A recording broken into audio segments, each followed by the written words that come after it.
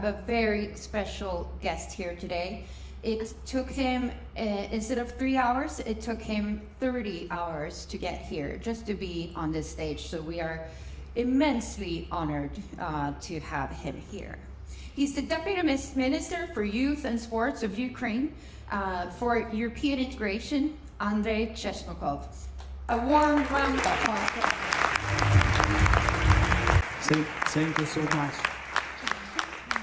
I think you allow me to say some words after this. As it was said, yeah, indeed, instead of 3 hours flight from Kiev to Stockholm, or like we could fly to any other European capital, now it is 30 hours. And thanks God, our road was not disrupted by missile attack like how it happened in Uman with Ukrainian rowing championship. Probably you saw the pictures from the missile attack in Uman just 3 days ago. But we had rowing Ukrainian national championship in this city, and our national team was just, living 300 meters from this house that was hit.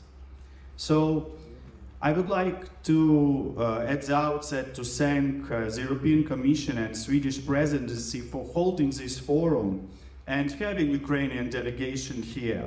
The war that had started 9 years ago, but the real forum began in February last year. The world is shocked by atrocities and war crimes are being committed by Russian troops with the full support of Belarus. 285 Ukrainian athletes and coaches were killed. About 40,000 Ukrainian athletes were forced to move abroad among 7 million refugees.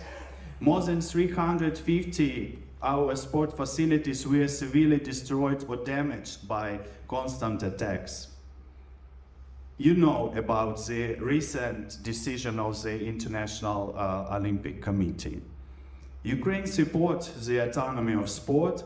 However, we believe that the IOC failed to establish an effective mechanism of prevention of using of sports as a tool of propaganda by Russian and Belarusians who represent only the government through the state funding. There are no prevention security measures for Ukrainian athletes and fans, as well as spread of hate speech against them. Ukrainian athletes, as well as the sport authorities, were very disappointed that the European Olympic committees supported the IOC decision, even though majority of the European Olympic family were against it.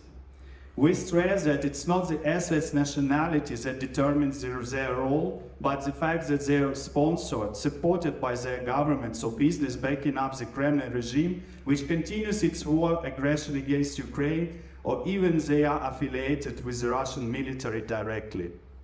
Despite the universal condemnation of the Russia's aggression against Ukraine, many Russian athletes continue to actively support the policies of their president and boldly demonstrate their approval of the war.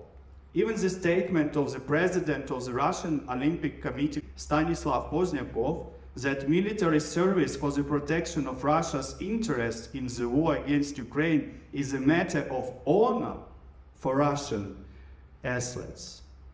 It failed to raise any red flags with the IOC regarding the political bias of Russian athletes.